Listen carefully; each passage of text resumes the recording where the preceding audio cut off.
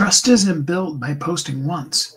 It comes from consistently posting and going live every day with clear message and a consistent expectation of you showing up as you. Hi, my name is Steve Kidd. I am a third generation minister, international best-selling author of 39 books and counting. I've had the wonderful privilege of working with nearly 5,000 people, helping them write, publish, market their books to bestseller, and everything that goes beyond that. And what I'm here today is to really help you be able to crack the code, as it were, to unlock the things that only come from clarity, consistency, and connection. Only when we're truly clear with who we are and what we do, clear with who we're meant to serve, and then we consistently are reaching out to them and making the difference in their life that, first of all, we know they need, and second of all, is what we're made and meant to do. Only when we do that are people really going to get the help, the change, the fixes that they need in their life.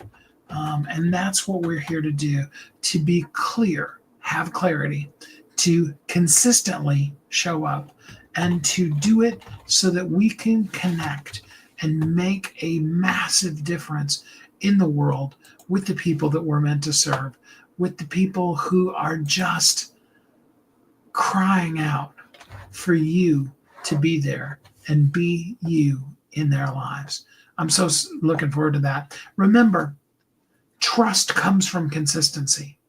Consistency is what is going to build the trust.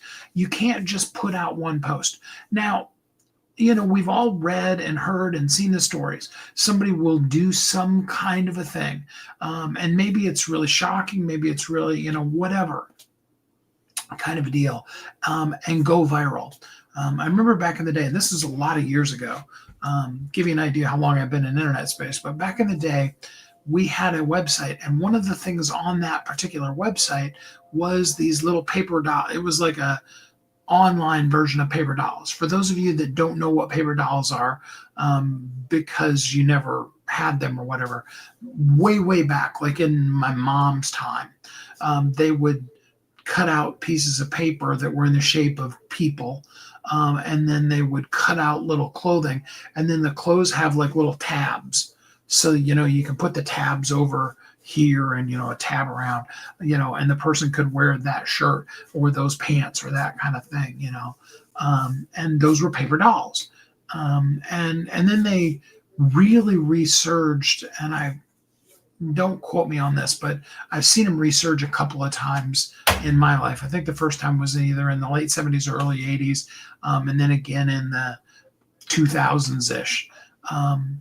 But then, the internet came along and such, and we were able to do it. So you would have these, cute little figures, boys and girls, and all these little cute clothes, and the kids could drag them. And it was just a really basic, really basic program, and they couldn't, there was nothing in there for them to like keep them or share them or any of those kind of things. It was way before.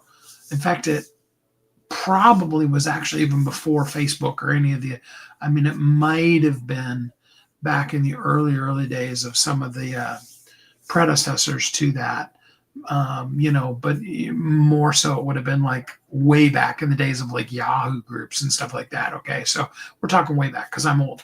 But, it was still fun for them. And what we ended up finding out totally without knowing it, and in fact, it was one of those kind of situations where my hosting provider said, I was checking on the server and something's going on. And, and so both him and I were looking at it. It's like, wow, this is actually legit traffic that's coming. And we had millions, literally millions of hits on that particular. Now, I'm sure they were repeated. And it was probably, because we were in a lot of homeschool groups at that time, a lot of homeschool mom groups, especially, my then wife was married, was in, and so we shared those kind of things in there. And so, I mean, it's a great way when you're working on a project or you're making dinner or something. You can sit the kid in front of the computer, and they can, play with their paper dolls, right? Um, Millions went viral with it, didn't even know it. I mean, like literally, it had gone viral and gotten millions upon millions of hits, um, with no promotion, no anything, totally by accident. Now, here's the other side to things, okay? Much the same as what happens if you happen to do a post today. And there's lots of cool programs like VO3 and Sora 2 and blah, blah, blah, blah, blah, blah, blah, blah, thousands upon thousands of them now that can make really cool, and some of them are really amazing videos. Okay. They can do some really incredibly cool things. However, and some of them may even go viral. You do something really super cool. I've got one I'm working on right now. The nature of the way that VO3 that I'm creating it in is, I had to do 2 separate prompts, and now I'm going to go in and put them together. And I'm trying to decide which of the 2 of the second part of it, which of the 2 I like better. I haven't decided yet. But anyway, and maybe it'll go viral, maybe it won't, whatever. Okay, it'll probably end up being a total of about 12 or 15 seconds, give or take. Beautiful, amazing graphics. And you can do that, and just about anybody can these days. And it might go viral. But then the question becomes this, and this is the important part. What are you going to do with it? You get 1,000, 100,000, 1,000,000, 10 million, 50 million people that view your really cool video. Okay. First of all, what percentage of them, and I didn't do any research before I came on live today to give you a specific number, but I'll be willing to bet you money that it falls into the 80-20 rule, because most things do. So I'm just going to say that it is, even though I didn't do the research. That you end up having about 20% of the people that are even going to look at the description stuff, so they're flipping through, and you know how it is with video shorts. You look at one and you look at the next and you look at the next and and it just keeps going, and you go down that rabbit hole, and if you followed the shorts or the reels from somebody, then you're going to get notifications the next time they put one out. But again, do you see the things? What is the action that comes from that? So again, and I'm just making the assumption because the 80-20 rule applies so often, let's just say that 20% of the people even actually look at the description. You'd probably find that out of that 20%, only 20% of them even actually click on the more button or scroll down enough to be able to see if you have an action phrase in there. Okay. And then you would probably break down out of that 20% of the 20%, about 20% of those people would click on the button. Okay. And then you could go deeper into the 80-20 rule and probably find that about 20% of the people that click on the button would become people that would do something with it. So let's do some quick math. Let's use 1 million, and just because it'll be easy math for me. Okay. 20% of 1 million is 200,000. Okay. And that's the people that are just going to even look at the description. Okay. And then 20% of that 200,000 is 40,000. Okay. 40,000 people are the ones that are going to even scroll down or click the more button or whatever and see the link. Okay. And then 20% of those, so that would be 8,000. Okay. 8,000 people are going to click on the link. Okay. And, of that 8,000, 20% of those, that would be about 1,600 people that would do something with that link. Okay, now let's assume that that link is a free giveaway, because from a marketing standpoint, for cold traffic like that, that's what I'm going to in most cases recommend that you're probably going to do because you want to get them off of the social media and onto your environment. Okay, so you have 1,600 people that got your free gift or signed up to want to know more, or maybe even you went so far as to get them onto your calendar. Now, let's be real, okay? If you got 1,600 people that slammed onto your calendar, when would you have time to just do 1,600 appointments? And even if your calendar is completely empty right now, and even if you did 20 appointments a day, okay?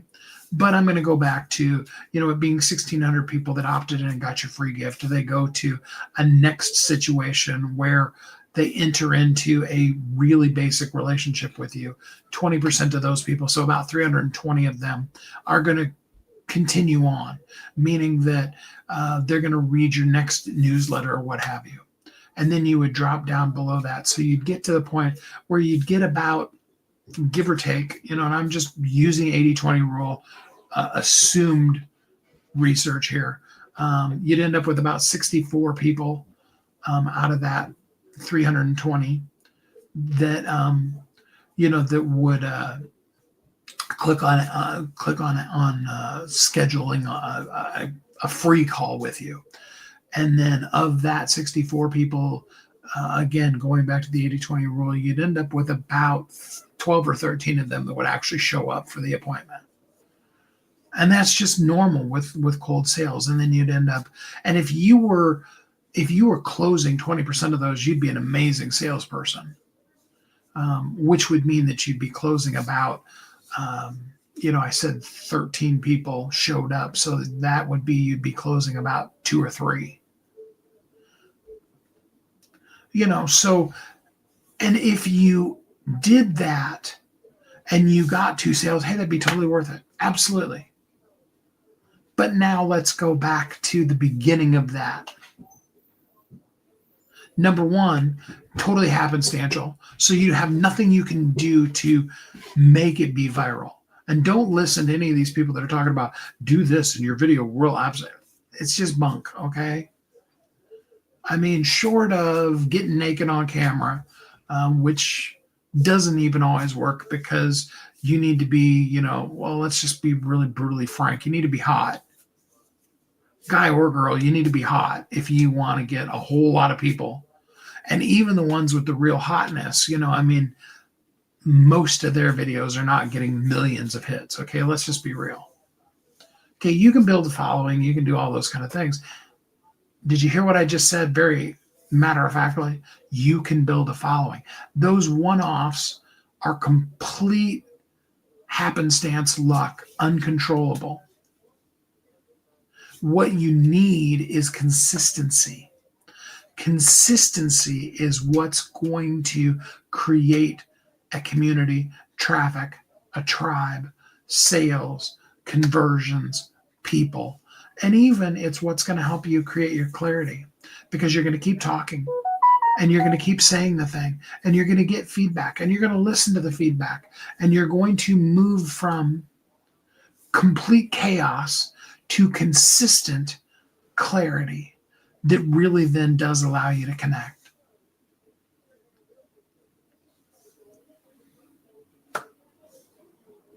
Consistency is what does it. If I ask you what time the news was on ABC, NBC, CBS, most of you would either say 6 o'clock or 10 o'clock. Okay. And then a lot of you would be like, I don't know, I haven't watched a network television show. Okay, but we could move to whatever most popular. I know Yellowstone was hugely popular and it's moving into some spin-off shows now, and the main one I think is over now. But whatever the number one hot new show is now, I'd have to look it up. If I asked you, and that's your favorite show, what time is that show on? You'd say it's on Fridays at 9 p.m. And you wouldn't even quantify that with 9 p.m. and what time zone you're in. You're just like, at my house at 9 o'clock. It's kind of like football games on Sunday. What time does the first football game start? If you're into football, then you know that it's 1 o'clock Eastern, noon Central, 11 Pacific, 10 11 Mountain, 10 Pacific. Okay. But that's like 1% of the world that knows that. Everybody else is like, I don't know, you know, Sunday sometime. But consistency drives those things. Consistency is what allows people to be able to know when their favorite TV show is going to be on. I mean, if your favorite TV show is on at 8 o'clock on Tuesdays, and you turn on the TV at 8 o'clock on Tuesdays, and they're playing something complete worse than that, they're playing something that you don't even like, you'd be upset. Kind of like, how when you DVR your favorite show because you're not going to be home, and then going back to the football game goes long and you only get half of the show. It's upsetting, right? Consistency creates that connection. And it's what makes you credible. It turns your voice, it turns all these random things that you're saying into a credible message. When you clearly say the thing, you say it, you repeat it, and you do it consistently, people start to believe. People start to follow. People start to see you for who you are and want to hear more. And this is just as good, people begin to start repelling from who you are. They get turned off because they don't want to hear it. They're not into that. They don't agree with you. And that's a bonus too, because then the noise and the people that are surrounding you becomes only the people that you want to interact with. Consistency creates trust, clarity, and that real connection. And you know what? Consistency is what turns clear messaging into trusted leaders. The clear messaging is powerful and you absolutely need it. The desire to want to connect is absolutely mandatory, but the consistency is what builds that trust. And I want that for you. If you would like to work together with us on your consistency, if you'd like to know how to be able to show up better, I've got some great things for you.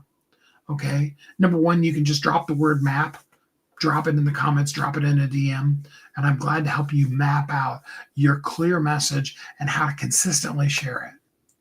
Or you can, be more of a lurker and just go to visibilityamplifier.com, join our group.